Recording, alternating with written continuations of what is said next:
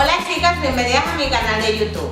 Welcome a Annie's Beauty Salon. Hoy vamos a hacer algo muy diferente, nada de pelucas ni de extensiones que yo me voy a estar colocando.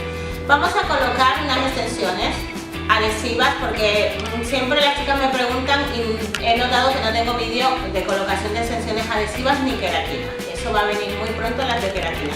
Hoy vamos a hacer las adhesivas. Yo les explico. A mi modelo le vamos a colocar dos paquetes de extensiones adhesivas de 18 pulgadas, 50 centímetros, y cada paquete trae 20 tiras.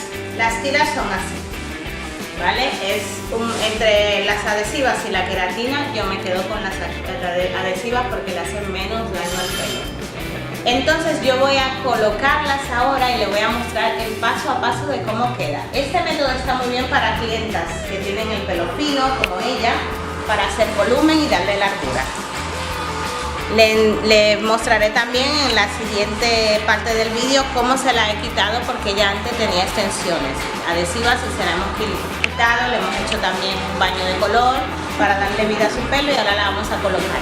Bueno, vamos entonces a empezar con el videito y espero que les guste el vídeo que les voy a enseñar.